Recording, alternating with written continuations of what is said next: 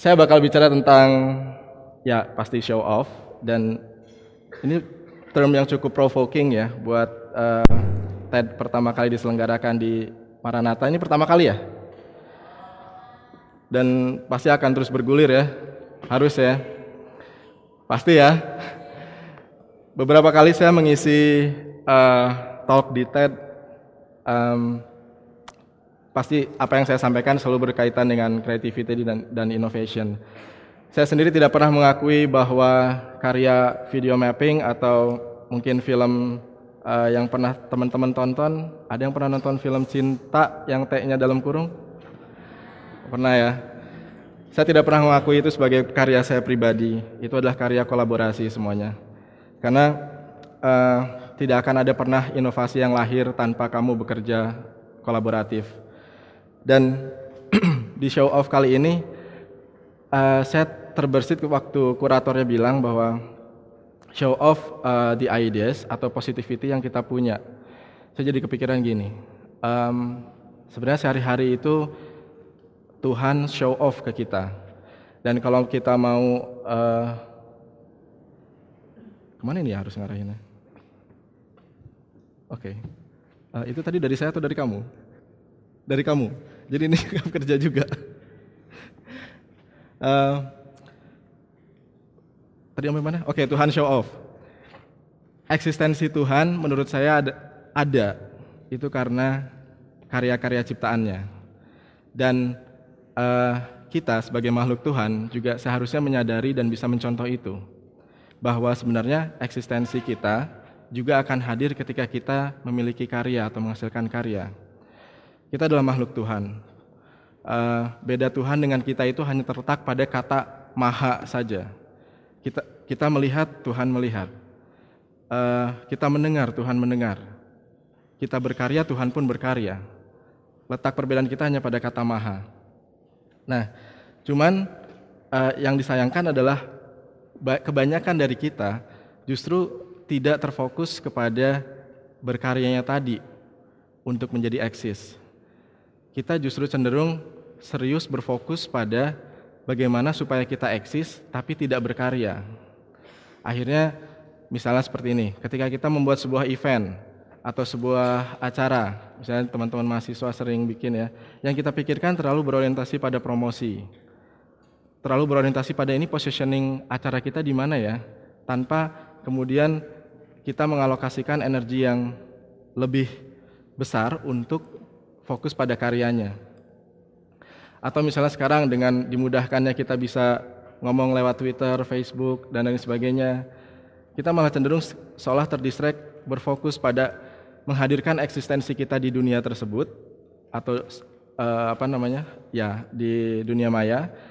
Tapi kemudian kita melupakan bahwa sebenarnya kita bisa eksis di dunia tersebut tanpa harus melakukan statusing setiap hari atau setiap menit, bahkan setiap adegan dalam hidupmu untuk diupload ke media sosial tersebut. Nah, dan saya melihat kecenderungan sekarang mulai kok serius banget ya. Justru serius bangetnya serius bikin statusnya, bukan serius bikin karyanya untuk kemudian nanti biarkan orang lain yang bakal ngomongin kamu lewat karya kamu itu di sosial media misalnya. Orang-orang besar saya lihat tidak ada yang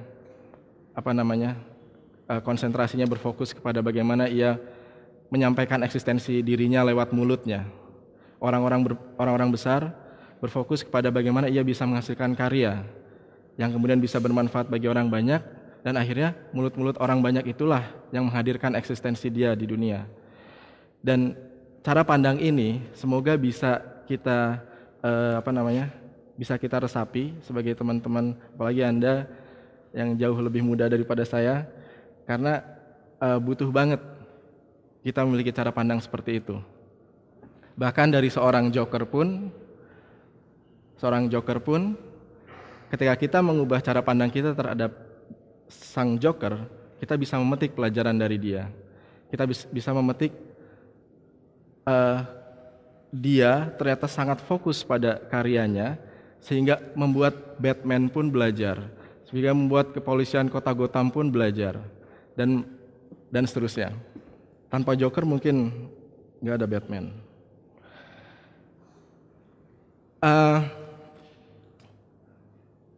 Ini yang paling saya nggak suka dari TED. 6 menit lagi. Oke. Kalau kita lihat di sini, coba Anda baca, just like when we love to encounter new challenges, by then we get experience and level up every time we grow. Ini adalah esensi ketika kita menjalani kehidupan. Mau Anda belajar, mau Anda ngapain pun, Anda pasti akan mengalami ini. Setiap waktu kita tumbuh, dan ketika kita tumbuh, kita menghadapi challenges, dan kita mendapatkan experience untuk kemudian kita naik level. Sebenarnya sederhananya ini adalah prinsip sebuah games. Kalau Anda main games, Anda pasti mengalami ini semua. Dan kehidupan itu sebenarnya adalah ya games itu sendiri. Ketika Anda main games, Anda menghadapi satu tantangan, dan setelah tantangan itu bisa Anda lewati, maka Anda akan naik level. Gitu bukan kejadiannya kalau kita main games? Nah, sama seperti Joker, main games dan apapun itu semuanya hadir karena internal persuasion, internal motivation, bukan external persuasion. Ini juga yang menyebabkan kenapa Joker bisa memiliki mahakarya, ya, untuk Batman. Ini juga yang menjadi banyak sekali orang-orang justru memiliki karya yang lebih bisa bicara karena ia tergerak dari dalam, bukan karena personal persuasion. Ketika Anda memiliki satu gagasan, ya, maka jadikanlah gagasan tersebut bukan milik Anda. Gagasan itu share kepada teman-teman, jadikan ia menjadi gagasan A juga, gagasan si B juga, gagasan si C juga. Lalu kemudian Anda bersama-sama akan mewujudkan itu. Kalau kita hanya akan mengkeep gagasan itu untuk kita sendiri, ya, yang terjadi adalah akhirnya kita against the world. Gagasan tidak akan pernah menjadi terrealisasi dan dan sudah hanya akan berada di benak kita, di realitas imajinasi kita. Kemudian ketika ada orang yang membuat karya yang seperti yang kita pikirkan, lalu kita kemudian bilang bahwa, itu kan yang kayak gua pikirin, kok dia bikin sama ya? Dia udah nggak terlalu orisinil karena toh saya juga memikirkannya. Nah, klaim-klaiman seperti itu justru hanya akan membuat kita tidak pernah menghasilkan karya satupun. Museum Fathahillah waktu itu pernah saya menjadi salah satu target video mapping saya juga, dan sama. Mungkin ada yang pernah nonton video mapping Museum Fathahillah? Ada ya. Di sini sebenarnya bukanlah karya multimedia saya sendiri, tapi kolaboratif. Dan yang perlu digarisbawahi adalah bukan masalah multimedia atau grafik atau animasi yang diimplementasi di sana, tapi bagaimana kita bisa share kepada pemerintah DKI, kepada masyarakat, stakeholder dan semuanya, bahwa ruang publik itu harus kita miliki bersama, dan kita bisa berkarya bersama di situ. Nggak bisa saya lakukan sendiri. Bisa Anda lihat dari foto-foto di sini gimana saya coba melibatkan banyak sekali orang dari mulai lokal sampai internasional untuk bisa menghadirkan karya tersebut. Share your idea will invite collaboration. Ya, hindari cara pandang kompetitif. Berkompetisi, mengkeep gagasan kamu sebagai klaim kamu sendiri itu hanya akan menghadirkan kamu yang tidak pernah berkarya. Dan tidak usah takut bahwa ide itu ketika Anda kolaborasi, ketika Anda share gagasan tersebut itu akan diakuisisi oleh orang-orang, ya, dan Anda akan ditinggalkan. Nggak usah memiliki pendapat seperti itu.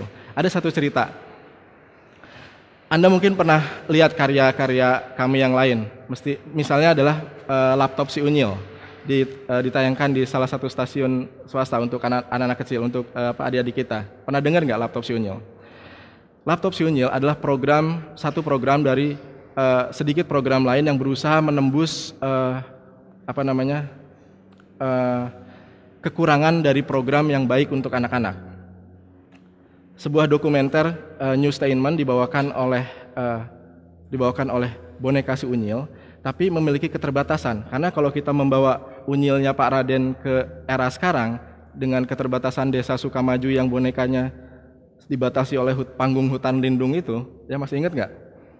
Tidak mungkin bisa membawakan New Statement atau dokumenter dunia ke mata anak-anak di rumah sekarang. Karena Unyil harus bisa mensimulasikan bagaimana pesawat terbang bergerak, karena Unyil juga harus bisa mensimulasikan gimana sebuah proses di pabrik sedang membuat sesuatu. Maka dibutuhkan animasi. Unyil pun disepakati untuk diimplementasikan dalam animasi. Kita butuh animator.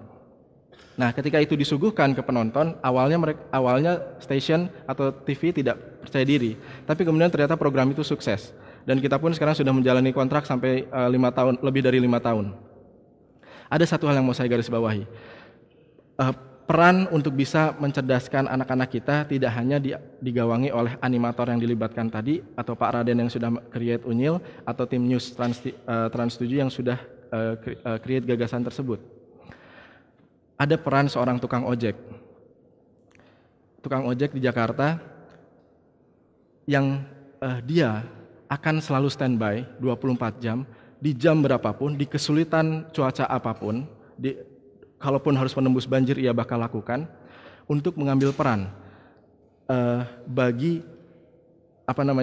ketika animasi selesai kami buat, lalu kami kirim ke Trans 7, itu kami perlu bantuan ojek. Kenapa? Karena tidak mungkin dilakukan oleh kurir di jam berapapun. Sedangkan kami baru selesai itu di jam-jam malam biasanya, dini hari. Nah, dia akan bangun, jam 3 subuh ia bangun, ia akan mengambil motornya, ia bergerak dari travel agen, lalu kemudian dia akan menjemput DVD-nya lalu diantarkan ke stasiun Trans 7. Yang dilakukan atas dasar motivasi apa ia melakukan itu? Ia ingin mengambil peran bagi upaya pencerdasan atau deliver knowledge sharing kepada anak-anak Indonesia. Dia sebagai seorang tukang ojek paham betul bahwa suguhan televisi kita memang sangat memprihatinkan. Dan meskipun ia hanyalah tukang ojek, tapi saya melihat jiwa begitu besar dan cara pandang yang begitu luas dari seorang dia. Saya selalu terharu ketika mengingat bagaimana ia bisa memandang proses karya itu, ya, Laptop si Unyil, dan dia mengambil peran di situ. Nah, ini yang seharusnya bisa kita garis bawahi dan kita ambil pelajaran. Sebenarnya sang tukang ojek sudah merayakan apa yang TED secara global maupun lokal rayakan. TED merayakan idea spreading, knowledge sharing. Dan tukang ojek itu memberi pengalaman yang luar biasa bagi saya. Saya selalu terharu menceritakan ini karena great powers come great responsibility. Dan power atau tanggung jawab yang kita miliki, Anda memiliki kesempatan untuk kuliah, seharusnya mendatangkan tanggung jawab yang lebih bagi kontribusi kita bagi masyarakat lain. Sekian, terima kasih.